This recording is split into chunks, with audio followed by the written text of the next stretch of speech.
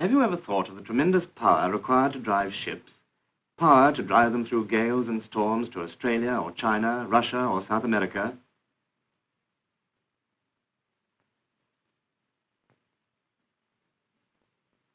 Power that drives not only big liners like the Queen Elizabeth, but also smaller vessels like this one coming into the port of London. In a turbine-driven ship, the power comes from steam just as in a railway engine. But there are no pistons or cylinders, none of the to and fro movement of connecting rods and cranks as on the locomotive. All you can see in the engine room of a turbine-driven ship are several long, squat casings.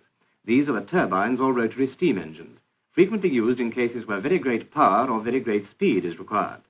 The idea of a rotary steam engine is a very old one. Hero of Alexandria designed one nearly 2,000 years ago.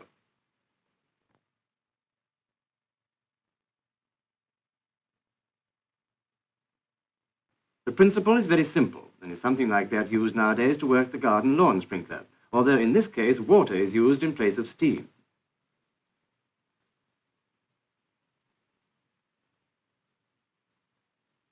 Nothing much, however, came of Hero's idea until it was revived in the 17th century by an Italian named Branca. His method was to arrange a jet of steam so that it revolved a vaned wheel, very much like a modern water wheel.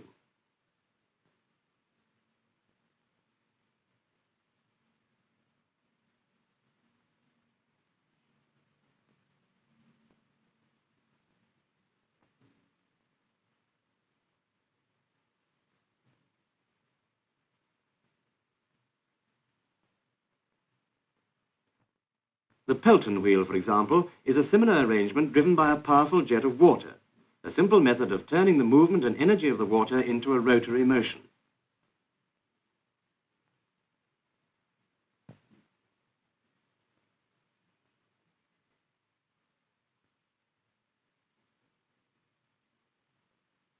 By improving on these simple ideas, Charles Parsons in 1884 built the first really efficient turbine. And he succeeded because his design was cleverly arranged to extract the last ounce of energy from the steam. At first, Parsons tried making a simple turbine rather like the one of Branca, but he very soon realized that the steam was not being efficiently used, that it still retained much of its energy after leaving the blades of the wheel. He hit on the idea of using this surplus energy to drive a second wheel and perhaps a third and fourth.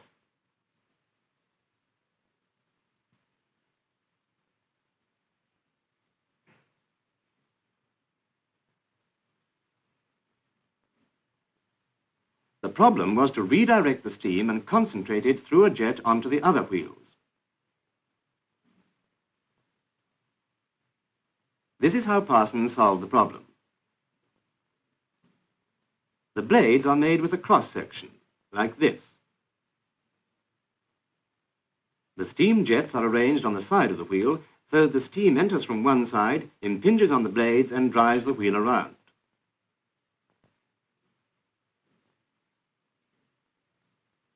Owing to the shape of the blades, the jets of steam are turned through 90 degrees and escape from the other side of the wheel with considerable speed and energy.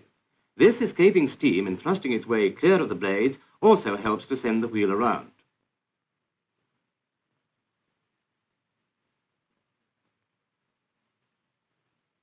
Rather like the water in the lawn sprinkler. The next stage is to redirect the steam so that it will be able to drive the second wheel. This is done by a set of fixed blades attached to the casing of the turbine, which are similar in cross-section to the blades on the wheel, and deflect the steam again through 90 degrees so that it impinges on the blades of the second wheel at the same angle as on the first wheel. In the actual turbine, this arrangement is repeated through many rows of moving and fixed blades to ensure that the best possible use of the energy of the steam is made. You can see how the Parsons turbine combines the ideas of Hero and Branca. Here we have the moving blades, here the fixed blades. In this way, the energy of the steam is used to the best possible advantage.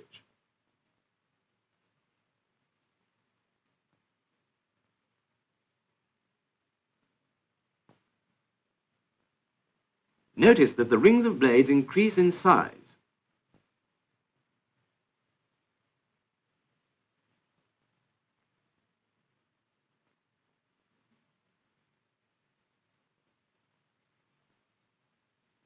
and that the space between the rotor and the casing increases.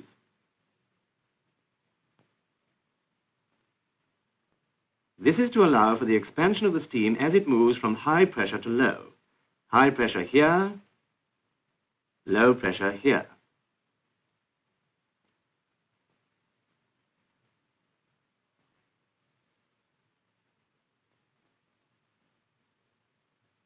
Here you see a rotor in the last stages of construction.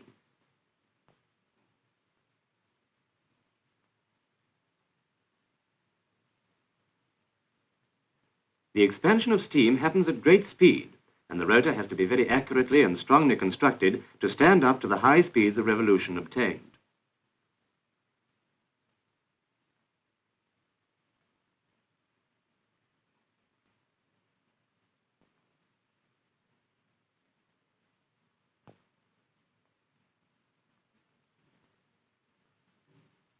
Note the increasing sizes of the blades. The large blades in the foreground are for reversing.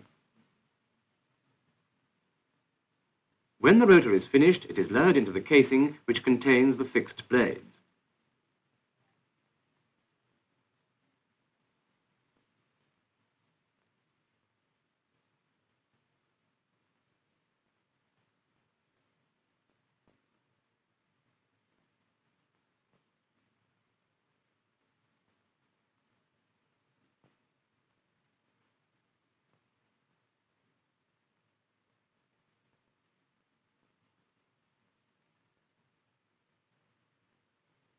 The top half of the casing is lowered onto the turbine.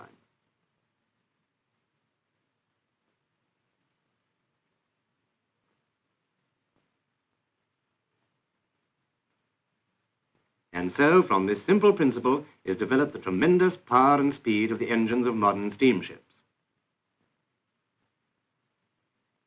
Turbines are used to drive generators in large power stations.